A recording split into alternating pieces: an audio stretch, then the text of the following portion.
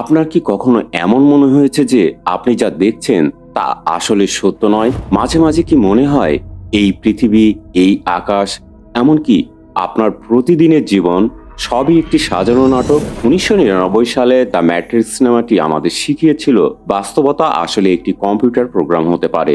তখন সেটা ছিল সায়েন্স ফিকশন, কিন্তু আজ অক্সফোর্ড ইউনিভার্সিটির দার্শনিক থেকে শুরু করে ইলন মাস্কের মতো টেক জায়ান্ট সবাই একই কথা বলছেন।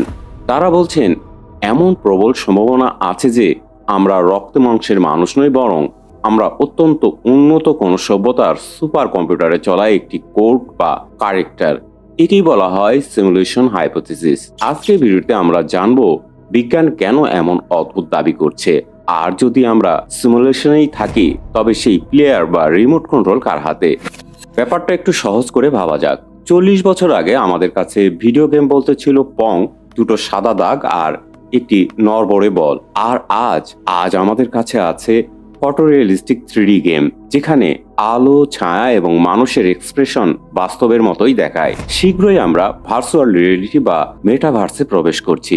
এখন ভাবুন, গত 40 বছরে যদি প্রযুক্তির উন্নতি এই গতিতে হয়, তবে আগামী 10,000 বছরে প্রযুক্তি কোথায় যাবে? তখন কি এমন গেম বানানো সম্ভব হবে না যা আমাদের এই বাস্তবের পৃথিবী থেকে একদম আলাদা? ইলন মাস্ক একবার একটি কনফারেন্সে বলেছিলেন, কোটি কোটি ভাগের মাত্র 1 ভাগ সম্ভাবনা আছে যে আমরা আসল পৃথিবীতে বাস করছি। বাকি সব সম্ভাবনায় বলছে আমরা সিমুলেশনে আছি। কিন্তু কেন? এর বৈজ্ঞানিক ভিত্তি কি? বিজ্ঞানীরা যখন মহাবিশ্বের ক্ষুদ্রতম কণা বা কোয়ান্টাম লেভেলে গবেষণা করতে গেলেন, তখন তারা অদ্ভুত কিছু দেখতে পেলেন। ভিডিও গেমে কি হয় খেয়াল করেছেন? আপনার স্ক্রিনে ঠিক ততটুকুই দৃশ্য লোড হয় যতটুকু আপনি দেখতে পান। আপনার পিছনের দৃশ্য কম্পিউটার রেন্ডার করে না, যাতে প্রসেসিং পাওয়ার বাঁচে। একে বলা হয় অপটিমাইজেশন। অবাক করা বিষয় হলো, আমাদের মহাবিশ্বও ঠিক একই আচরণ করে। কোয়ান্টাম মেকানিক্সের অবজারভার ইফেক্ট বলে, কোনো কণা নির্দিষ্ট কোনো অবস্থানে থাকে না যতক্ষণ না কেউ সেটার দিকে তাকাচ্ছে বা পরিমাপ করছে। অর্থাৎ কেউ দেখার পরই মহাবিশ্ব তার বাস্তবতা তৈরি করে। ঠিক যেন কম্পিউটারের গেম প্লেয়ারে তাকালে এই দৃশ্যপট তৈরি হচ্ছে। পদার্থবিদরা একে বলছেন অদ্ভুত, কিন্তু সিমুলেশন থিওরি বলছে এটিই তো হওয়ার কথা যদি এটি একটি প্রোগ্রাম হয়। 2003 সালে অক্সফোর্ডের দার্শনিক নিক বোস্ট্রম একটি বিখ্যাত পেপার প্রকাশ করেন, যা সিমুলেশন ট্রিলেমা নামে পরিচিত। তিনি গাণিতিকভাবে প্রমাণ করেন যে 3টি কথার মধ্যে যে কোনো একটি অবশ্যই সত্য। 1. কোনো সভ্যতা সিমুলেশন তৈরি করার মতো প্রযুক্তিতে পৌঁছানোর আগেই ধ্বংস হয়ে যায়। 2. তারা প্রযুক্তিতে পৌঁছায় কিন্তু সিমুলেশন তৈরি করতে আগ্রহী হয় না। 3. আমরা নিশ্চিতভাবেই একটি সিমুলেশনের ভিতরে আছি। বোস্ট্রম বলেন, যদি ভবিষ্যতে কোনো সভ্যতা তাদের পূর্বপুরুষদের সিমুলেট করতে চায়, তবে তারা হাজার হাজার কোটি সিমুলেশন চালাবে। সেই কোটি কোটি সিমুলেটেড পৃথিবীর ভিড়ে আসল পৃথিবী বা বেস রিয়ালিটি মাত্র একটি। সুতরাং পরিসংখ্যান বলছে আমরা যে সেই একটি আসল পৃথিবীতে আছি তার সম্ভাবনা প্রায় শূন্য। আমরা সম্ভবত সেই কোটি কোটি সিমুলেশনেরই একটি।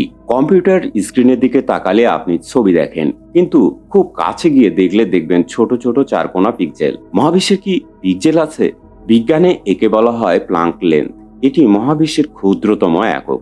এর চেয়ে ছোট কোনো কিছুর অস্তিত্ব থাকা পদার্থবিদ্যায় সম্ভব নয়। বিজ্ঞানীরা বলছেন এই প্লাঙ্ক লেন্থই হয়তো আমাদের মহাবিশ্বের পিক্সেল।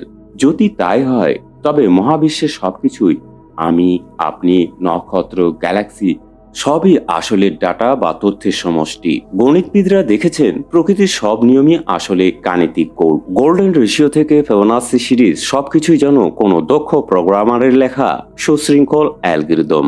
যদি তর্কের খাতিরে মেনেও নিই যে আমরা সিমুলেশনে আছি, তবে প্রশ্ন জাগে, কে চালাচ্ছেন এই সিমুলেশন? কোনো ভিনগ্রহী সভ্যতা, নাকি ভবিষ্যতের মানুষরাই তাদের অতীত ইতিহাস জানার জন্য এই অ্যানসেস্টর সিমুলেশন চালাচ্ছেন?